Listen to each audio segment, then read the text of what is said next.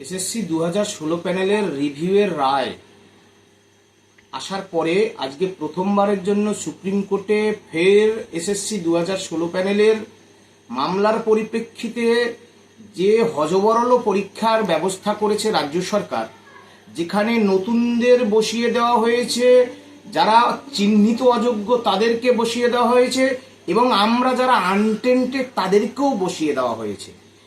তার ভিত্তিতে যে হিয়ারিং হয়েছে সেখানে সুপ্রিম কোর্টের মাননীয় বিচারপতি দ্বয় তারা বলছেন, আমরা তো untainted teaching and all disable তাদেরকে এই সিলেকশনে বসতে বলেছিলাম।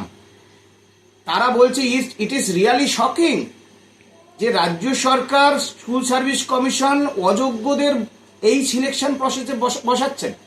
সুতরাং আমরা আপনাদের বলছি যে 7ই সেপ্টেম্বর যে দুর্নীতির পাপ ধুয়ে ফেলার জন্য এই যে পরীক্ষার বন্দোবস্ত করছে, কিংবা 14ই সেপ্টেম্বর ওই নির্দিষ্ট দিনে এসএসসি পরীক্ষা নিতে পারবে না।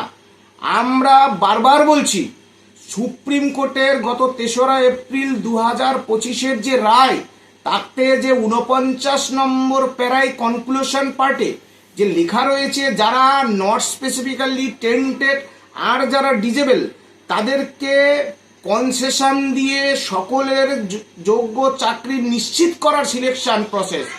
সুতরাং আমরা যদি পরীক্ষা দেবারই হয়, আমরা কেবলমাত্র এসএসসি 2016 প্যানেলের মামলার পরিপ্রেক্ষিতে এসএলএসটি 1 কিংবা আরএলএসটি আনটেন্টেড যাদের বিদ্যালয়ে যারা বর্তমানে যাচ্ছে বা সুপ্রিম কোর্টের যে অর্ডার, আমরা কেবলমাত্র তারা পরীক্ষায় বসবো বা সিলেকশন প্রসেসে অংশগ্রহণ করব।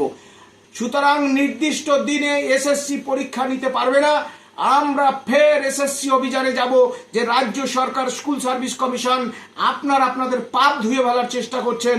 আপনারা কেবলমাত্র এসএসসি 2016 প্যানেলের আনটেন্টেড যারা আছে তাদেরকে পরীক্ষায় বসান এবং তাদের 3 মাস অন্তত পরীক্ষা পেছাতে হবে।